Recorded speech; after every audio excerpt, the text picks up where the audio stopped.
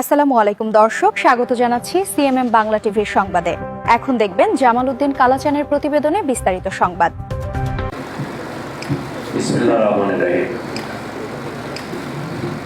দৈনিক নবচেতনা পত্রিকা প্রতিষ্ঠা বার্ষিকী ও প্রতিনিধি সম্মেলনের আজকের এই অনুষ্ঠানের সম্মানিত সভাপতি, বিশিষ্ট মিডিয়া ব্যক্তিত্ব, এই পত্রিকার সম্পাদক ও প্রকাশক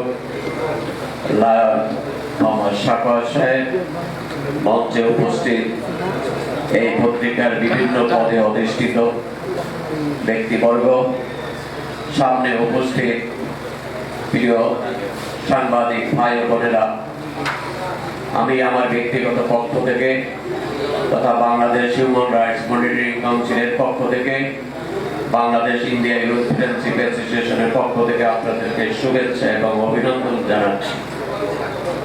আজকে আমাকে এখানে আমন্ত্রণ করার জন্য এবং কিছু কথা বলার জন্য আমি কৃতজ্ঞতা প্রকাশ করছি এই পত্রিকার সম্পাদক সাহেবকে।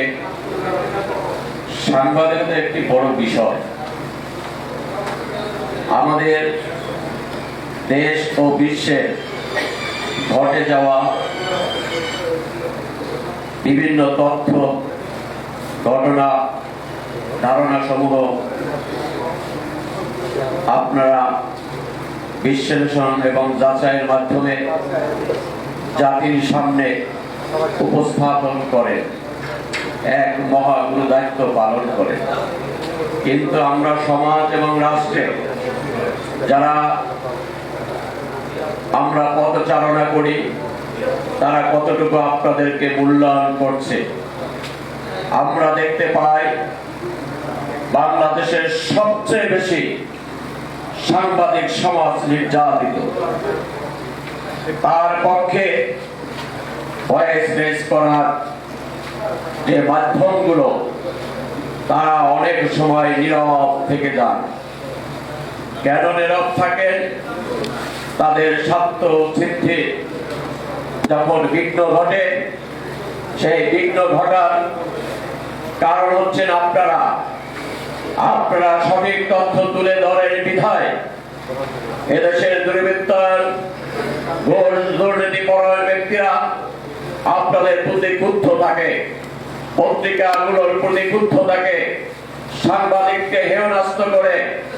আপনারা লক্ষ্য করবেন, সরকার পরিবর্তনের সাথে সাথে সাংবাদিকদের উপর যে ধরনের নির্যাতন নিপীড়ন চলে, যা মানবাধিকারের চরম লঙ্ঘন। এই সমাজ রাষ্ট্র সাংবাদিকদের সঠিকভাবে প্রোটেকশন দিতে পারে না, ব্যর্থ।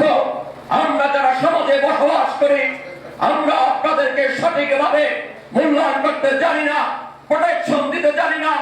আমাদের দেশের যতগুলো রাজনৈতিক প্ল্যাটফর্ম আছে, রাজনৈতিক দল আছে, তারাও সঠিকভাবে আপনাদেরকে মূল্যায়ন করতে পারে না। মূল্যায়ন করে আপনাদের স্বার্থের জন্য যতটুকু তাদের স্বার্থ প্রয়োজন, তখন এই অন্তর্বর্তীকালীন সরকারের আমলে সবচেয়ে মানবাধিকার সংবাদকর্মীরা, মানবাধিকাররা এবং সাংবাদিকরা সবচেয়ে বেশি নির্যাতিত হয়েছে।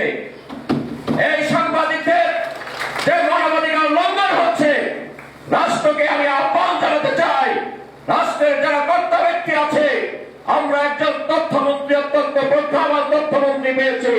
সেই তথ্যমন্ত্রীর কাছে সবিনয় অনুরোধ, তিনি কিছুদিন আগেও দেখেছি আমাদের সম্পাদকদের নিয়ে বসেছেন, কিন্তু সকল সম্পাদকদের নিয়ে তিনি বসেননি। আমাদের দেশে প্রায় 1300 অধিক দৈনিক পত্রিকা আছে। সেই 1300 অধিক সকল দৈনিক পত্রিকা সম্পাদক নিয়ে বসা উচিত তথ্যমন্ত্রী এবং প্রধানমন্ত্রী।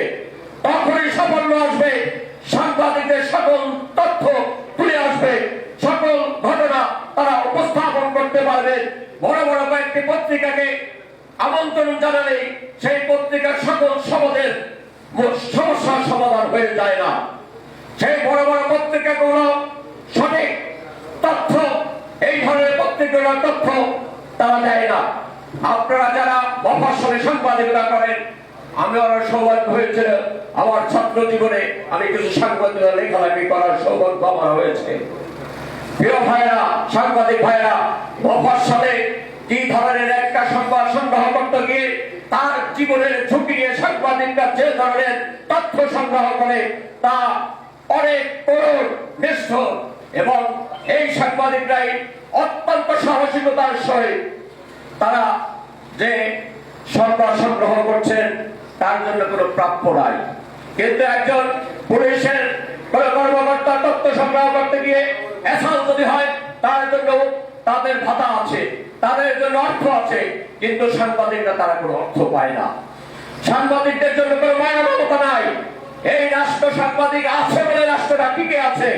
সকল ঘটনা তথ্য এই সাংবাদিকরাই তুলে আনেন বিধায় আমরা সমাজে, আমরা রাজনীতি যারা করি, আমরা যারা মানবাধিকার কর্মী করি, মানবাধিকার কর্মী হিসাবে আমরা পথচারণা করি, সমাজের সমাজকর্মী হিসাবে যারা পথচারণা করি, সকলের তথ্য এই সাংবাদিক ভাইরা তুলে ধরেন। তাই আমি সাংবাদিক ভাইদের সকলের সুস্বাস্থ্য এবং দীর্ঘ জীবন কামনা করছি। আজকের এই পত্রিকার দৈনিক নবচেতনার সমৃদ্ধি, সাফল্য, উন্নতি কামনা করে আমি আমার বক্তব্য শেষ করছি। আসসালামু আলাইকুম ওয়া রাহমাতুল্লাহি ওয়া বারাকাতুহু।